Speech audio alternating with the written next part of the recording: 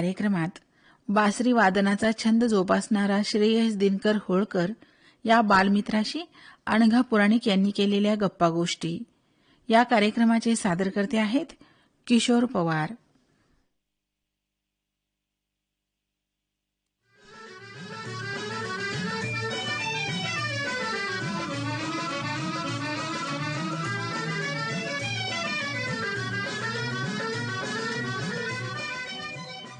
बालमित्रांनो नमस्ते. बालजगत या कार्यक्रमात सर्वांचं मनपूर्वक स्वागत करतेय मी अनघाताई.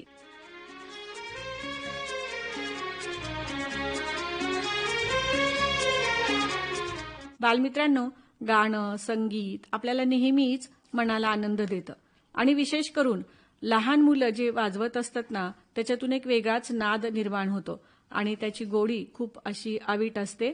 आपल्या कार्यक्रमामध्ये असाच एक बालमित्र सहभागी झालेला आहे. तो काय वाजवणार आहे, काय शिकलेला आहे, त्याला काय छंद आहे, त्याची संपूर्ण ओळख आणि त्याच्याशी खूप साऱ्या गप्पा आपण मारूयात. चला तर मग त्याची ओळख आपण करून घेऊया. तुझं नाव सांग आमच्या बालमित्रांना. माझं नाव श्रेयस दिनकर होळकर आहे. श्रेयस दिनकर होळकर हा बालमित्र तुमच्या भेटीला आलेला आहे आणि त्याच्याशी आपण गप्पा मारूया. त्याला काय छंद आहे ते जाणून घेऊया. तर श्रेयस, सर्वप्रथम तुझं खूप खूप स्वागत. मला सांग की तुला काय छंद आहेत? मला तर बासरी तर आवडतेच, पण मला खेळात चेस आवडतो. हो का? आणि तुला जाणवत असेल की बासरी वाजवताना जी एकाग्रता लागते ती चेस खेळताना आणि ती बासरी वाजवताना दोन्ही ठिकाणी तुला ती एकाग्रता उपयोगी पडत असेल. काय हो. सांगशील बरं? की दोन्हीकडे समानच लागते, कारण की चेस हा खेळामध्ये वळतो आणि हे जे बासरी वादन आहे ते संगीतात वळते. आपल्याला एकाग्रता देण्यासाठी खेळ आणि संगीत हे दोन्ही तितकंच उपयोगी पडतं. हो. बरं, आता तू कितवीला गेलायस बरं? आता मी 7वी पास आउट होऊन 8वीला जातो. बरं, आणि शाळा तुझी कोणती आहे? माझी शाळा श्रीपतराव भोसले हायस्कूल आहे. बरं, तुझं माध्यम कोणतं आहे मग? माध्यम माझं सेमी आहे, पण तिथं आता PW असल्यामुळे तिथं सायन्स वगैरे हे ते विषय इंग्लिश मधून शिकवतात. तुझा कोणता विषय जास्त आवडताय? माझा सर्वात आवडता विषय म्हणजे तर इतिहास भूगोल. बरं, काय बनायचंय मोठेपणी? मला मोठं होऊन IAS व्हायचंय. अरे वा, खूप छान. बरं, तुझ्या घरामध्ये कोण कोण असतं? मी, माझी आई, माझे वडील आणि माझी लहान बहीण. बहीण कितवीला आहे तुझी? आता माझी बहीण 3री पास आउट होऊन 4थीला जाते. आणि बाबा काय करतात, आई काय करते? माझी आई असं घरी ड्रॉइंगचे क्लास घेतात व माझे बाबा उपशिक्षणाधिकारी आहेत धाराशिवलाच. बर, अरे वा, खूप छान. तुझ्या घरामध्ये शैक्षणिक वातावरण आहे आणि बासरी आणि चेस पण दोन्ही छंदाविषयी तुझ्या जाणून घेऊया. तू बासरी कधीपासून शिकतोयस आणि कोणाकडे शिकतोयस? तर मी बासरी जगदीश सुतार सरांकडे शिकतो व मी जवळजवळ 1 वर्ष झाले बासरी शिकून. तुला का बरं वाटलं की आपण बासरीच शिकायला पाहिजे, काय सांगशील? की आता आजकालचे विद्यार्थी मोबाईल वगैरे ह्याच्यात जास्त वेळ देतात त्यांना, की आता निसर्गाच्या सानिध्यात किंवा संगीताच्या सानिध्यात जाण्यासाठी मी बासरी निवडली. बर, तुझ्या घरात कोणी गाणं म्हणतंय, वाजवतंय असं काही आहे का? असं नाही. बर, तुला वाटलं की आपण बासरी वाजवायला शिकायला पाहिजे. हो. मग सुरुवात कशी केलीस? म्हणजे काय असतं सुरुवातीचा टप्पा, काय असतो शिक्षणाचा बासरीच्या? बासरीच्या की पहिल्यांदा सर्वप्रथम तर आपल्याला स्वर शिकवतात. स्वर शिकले की मग नंतर थोडीफार चाल किंवा एखादा पीस वगैरे वाजवतात. मग नंतर लेसन्स वगैरे हे ते असतात, मग त्यानुसार हे करतात. बर, श्रेयस, मला सांग की तू सुरुवातीला जेव्हा गेलास तेव्हा ते कशी फुंकायची बासरी इथून सुरुवात झालेली आहे. श्वासावरती काय काम करावं लागतं, कशा प्रकारे? पहिल्यांदा तर श्वासावर नियंत्रण द्यावं लागतं, की कसं फुकायचं त्याच्यावर नियंत्रण देऊन मग नंतर एकाग्रता हे ते करून मग ते नीट वाजून हे करायचं. बर, सुरुवातीला तू काय ऐकवशील बरं आमच्या बालमित्रांना? मी आपलं बॉलिवूड मधली एक धून ऐकवल, कल हो ना हो सॉंग. चालेल.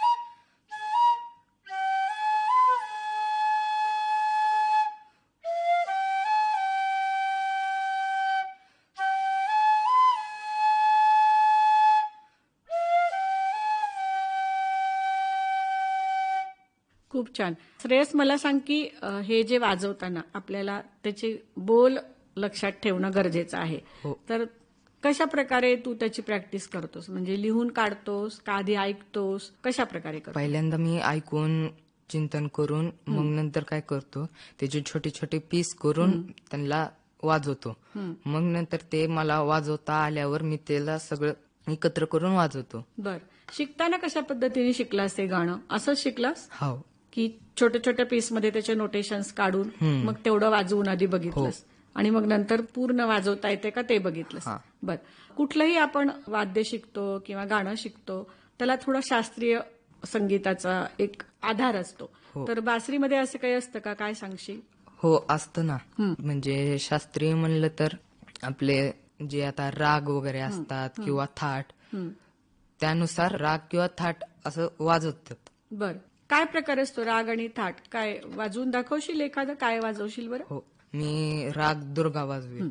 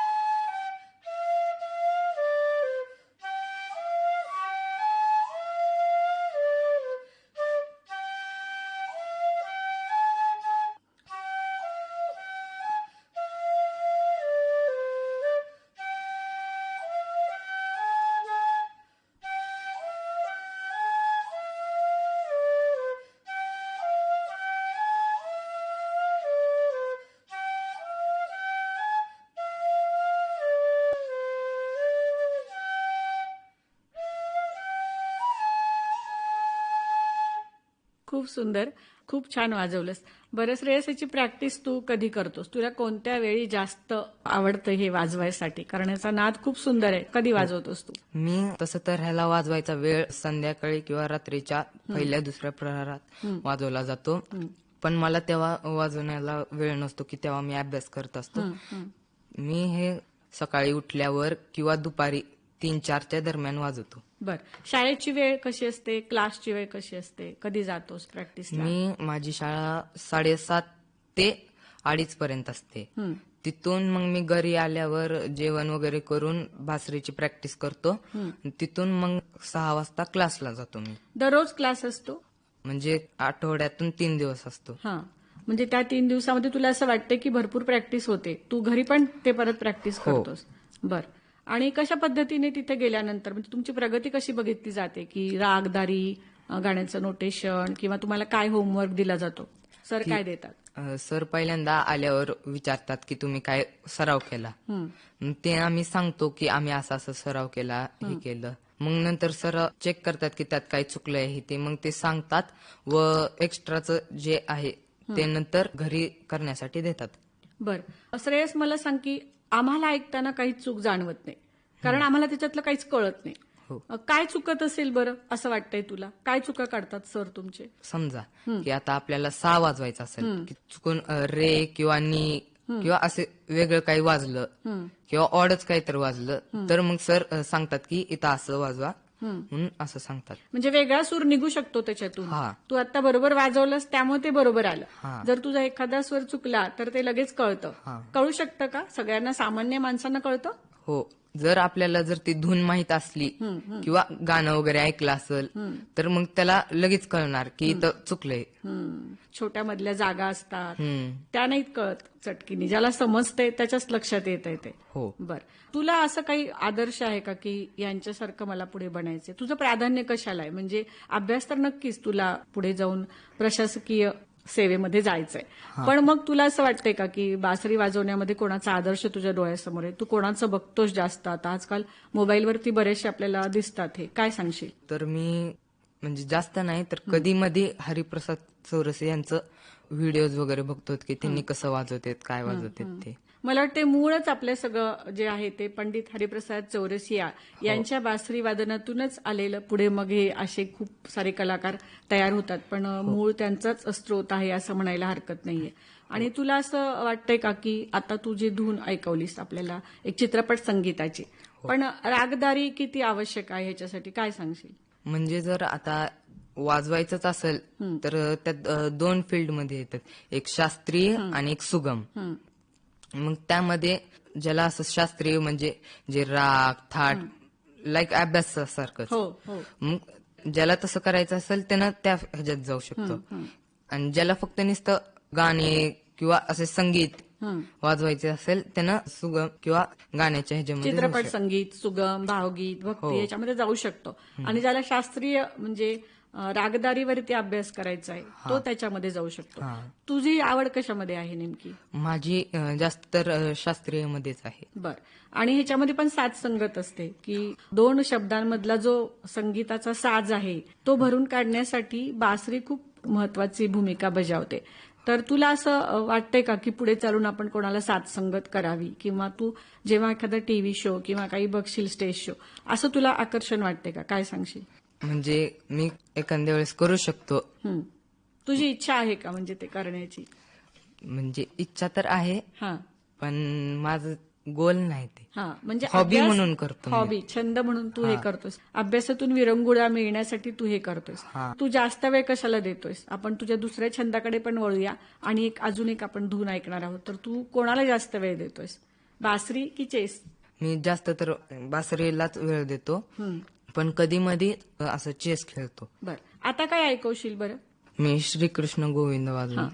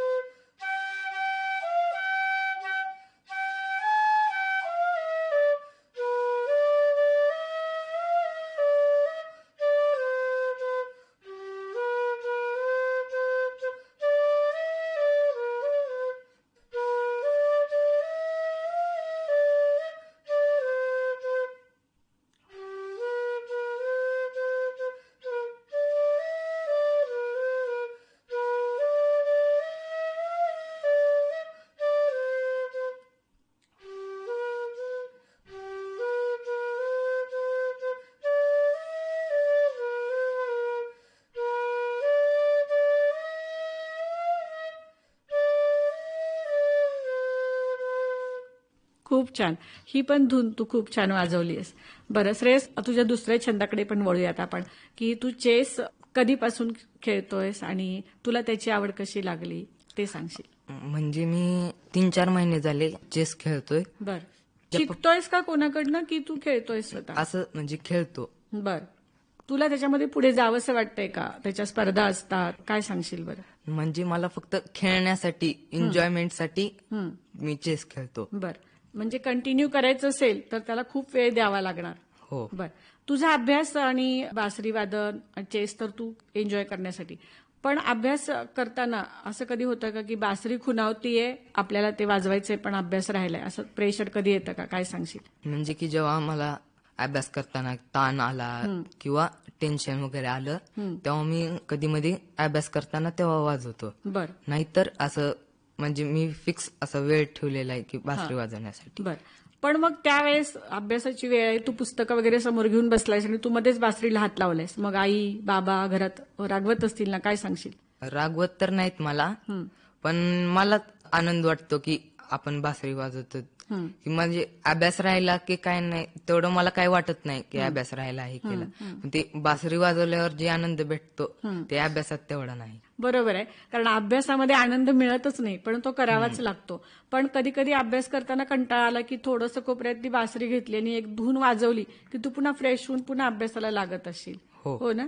बर.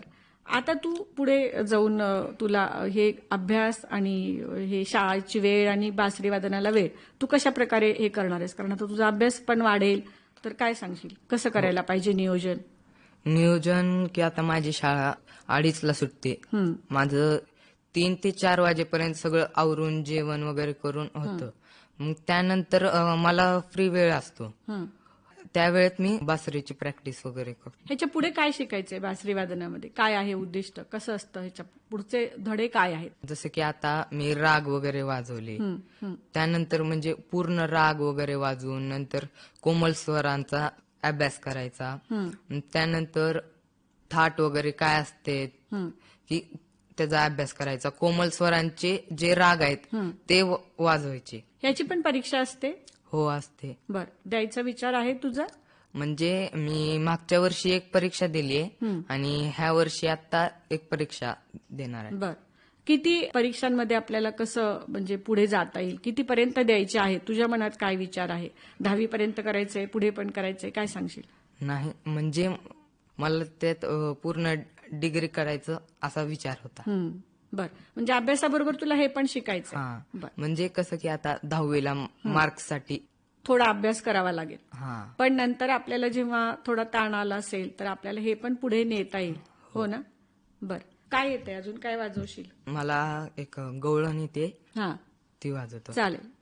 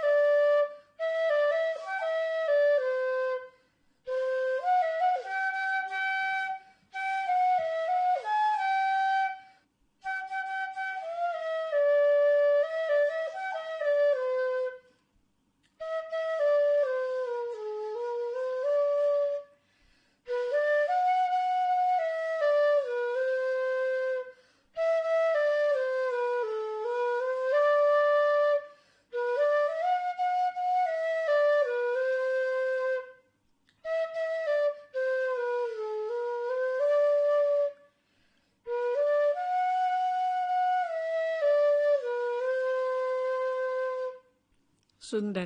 श्रेयस, तू खूप सुंदर एक श्रीकृष्ण धून पण ऐकवलीस आणि आपली रागदारीतली एक बंदिश पण ऐकवलीस, एक हिंदी चित्रपटातलं पण धून छान ऐकवलीस आणि एक गवळण सुद्धा.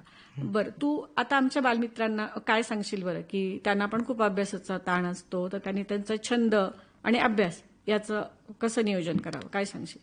की आता आजकालच्या ह्याच्यात सगळेजण मोबाईल ह्याच्यामध्येच व्यस्त असतात, अभ्यासात ह्याच्यात सगळ्यात ह्याच्यात व्यस्त असतात, पण आपल्या ह्याला डोक्याला ताण येऊ नये म्हणून कधी मध्ये मी असं म्हणत नाही की कोणतं वाद्य वाजवा किंवा संगीत म्हणा, की फक्त संगीत ऐका, हा माझा संदेश आहे. संगीत सगळ्या प्रकारचं ताण कमी करू शकतं आणि मोबाईलमध्ये डोकं खुपसून बसून आपण किती वेळ घालवतो ते कळत नाही, पण संगीत ऐकताना आपल्या कुठल्याच अवयवावरती ताण येत नाही, डोळ्यावर नाही, डोक्यावर नाही. खूप छान तू संदेश दिलायस तुझ्या पुढच्या कारकिर्दीसाठी, तुझ्या शाळेच्या यशस्वी वाटचालीसाठी. तू छान संगीतामध्ये पण प्रगती कर, त्यासाठी तुला खूप खूप शुभेच्छा. कार्यक्रमात सहभागी झालास त्याबद्दल धन्यवाद. धन्यवाद.